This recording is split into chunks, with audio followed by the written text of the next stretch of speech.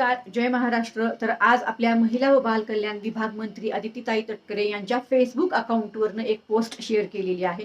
ती पोस्ट अशी आहे की काही सोशल मीडियावर अशी माहिती दिली जात आहे किंवा चुकीची माहिती दिली जात आहे की आत्ता महिलांचा लाभ बंद केला आहे किंवा महिला ई-केवायसी करू शकत नाहीत.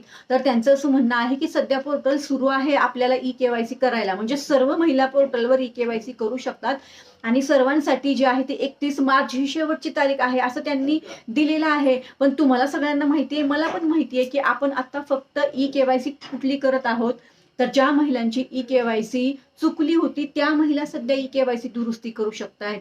ज्या महिलांची केवायसी झालीच नाही त्या महिला आता ई-केवायसी नाही करू शकत आहेत. त्या महिलांच्या ई-केवायसी साठी पोर्टल सुरूच नाहीये. मग महिला व बाल कल्याण विभाग मंत्री अदितीताई तटकरे यांनी ही माहिती घ्यावी की आता सगळ्या महिलांसाठीचं पोर्टल सुरूच नाही.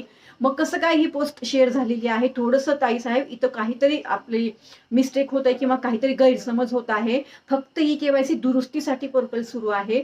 ज्या महिलांची काही कारणास्तव ई-केवायसी झालेली नाही किंवा त्या पात्र असून त्यांचा लाभ बंद झाला ई-केवायसी न केल्यामुळं, त्यांच्यासाठी हे पोर्टल सुरू नाही. 31 मार्च हे ई-केवायसी दुरुस्तीसाठी पोर्टल सुरू आहे. तर ती मी रिपोस्ट पण केलेली आहे आणि तिथं पण त्यांना हा मेसेज मी दिलाय. पर्सनली पण महिला व बाल कल्याण विभाग मंत्री अदितीताई तटकरे यांनाही मी मेसेज पाठवलेले आहेत. त्यांना फक्त दुरुस्तीसाठी पोर्टल सुरू आहे. ज्या लाडक्या बहिणींचा लाभ बंद झालाय ना, पात्र असूनही त्या ई-केवायसी नाही करू शकत आहेत, त्यांच्यासाठी पोर्टल सुरू नाही. तर त्याच्यासाठी पोर्टल सुरू करावं लवकरात लवकर, ही माहिती त्यांना मी दिलेली आहे. त्यांनी सुद्धा ही माहिती घेणं खूप गरजेचं आहे की हे पोर्टल तर फक्त ई-केवायसी दुरुस्तीसाठी आहे. नवीन ई-केवायसी साठी तर हे पोर्टल सुरूच नाही. नवीन म्हणजे कुठली? ज्या महिलांची केवायसी झालीच नाही ना त्यांच्याबद्दल बोलतेय मी.